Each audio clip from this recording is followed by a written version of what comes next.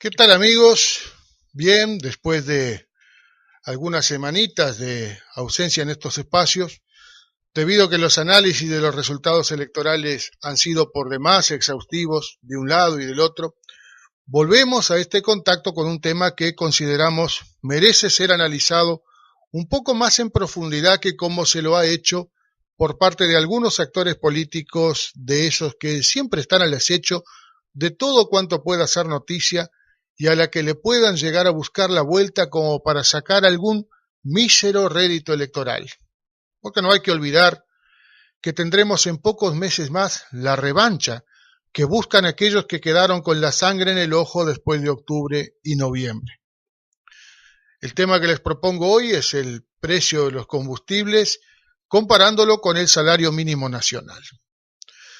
Tal como lo habíamos hecho por esta misma época en el año pasado, cuando demostrábamos con documentación en mano que el salario mínimo nacional en los gobiernos frente amplistas aumentaba mucho más que la inflación, a diferencia de lo sucedido en periodos blanquicolorados, este es un tema que considero no debe ser dejado así porque sí, sin respuesta, a merced de los comentarios infundados que llenan páginas de diarios, espacios televisivos y radiales y redes sociales, habiéndose llegado al colmo de haber visto a un profesional universitario de nuestra ciudad de Rivera publicar una noticia del año pasado en su red social, su cuenta de red social, para demostrar que se había producido un aumento en el precio de los combustibles cuando en realidad lo que se había observado era una rebaja. Patético lo del profesional, aunque no menos patético que los comentarios y vítores que tal desprolijidad malintencionada cosechara luego de ser publicada. Claro que la publicación en red social no tiene ni por asomo el alcance que sí tienen los dichos de otros dirigentes opositores que logran alcance nacional y que no hacen otra cosa que confirmar lo que desde hace mucho tiempo decimos en estos espacios, y es que sufren una especie de gataflorismo desproporcionado, sobre todo si conceptualizamos sus dichos y los comparamos con otras épocas. Es así que, ¿qué tal si nos tomamos el trabajo de observar un poquito más atrás en la historia de nuestro país para ver cómo estábamos en este mismo aspecto hace apenas 10, 15 o 20 años? ¿Cuánto le costaba el combustible al uruguayo por aquellos tiempos?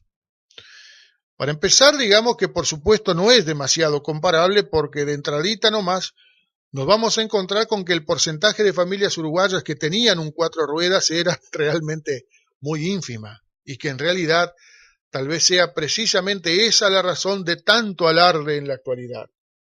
Pareciera que hay gente que no se resigna a ver que las desigualdades sociales y financieras de nuestra población han ido estrechándose para beneplácito de la mayoría, tal como quedó demostrado en octubre y noviembre pasados. Pero bueno, vayamos a lo que nos interesa, que es comparar los precios del combustible con lo que gana y ganaba un trabajador uruguayo.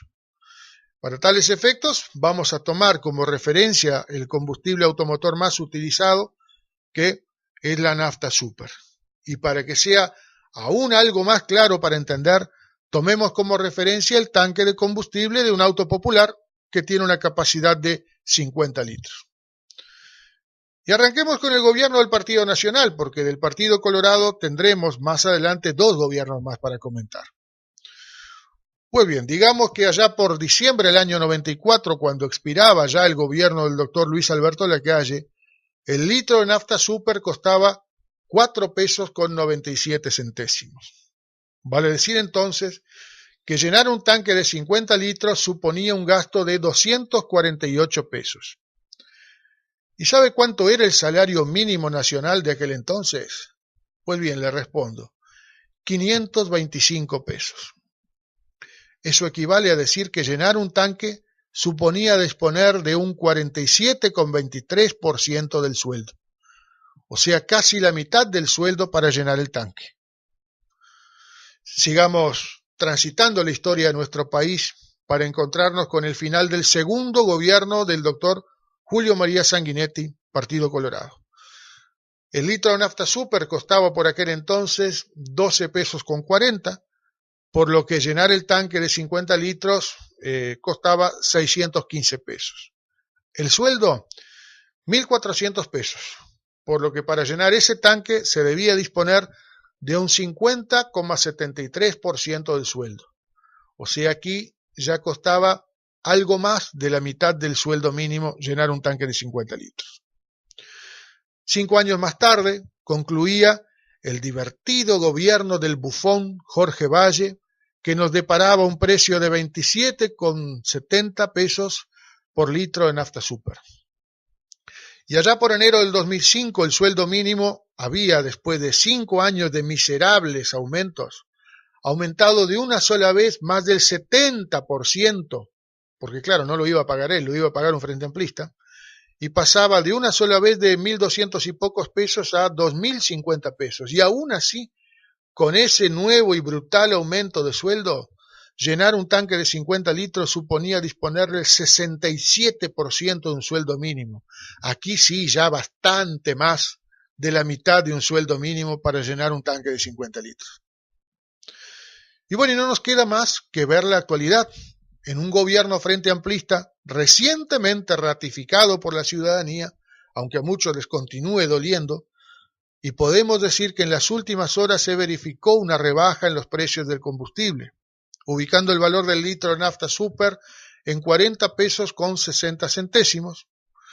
Una rebaja de muy poquitos puntos, es verdad, pero ¿sabe qué, amigo, usted que me está escuchando y viendo?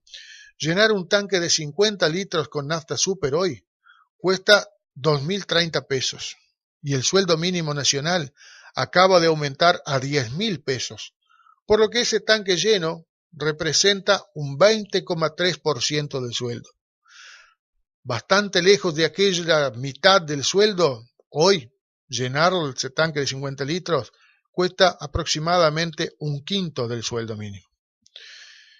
Eso que le estoy comentando, mi amigo, son datos oficiales que están a disposición de cualquiera que desee corroborarlos, por lo que resulta bastante incomprensible, al menos desde la razón, que se proceda con tanta liviandad a la hora de enfrentar micrófonos en busca de desestabilizar aquello que está más que estabilizado.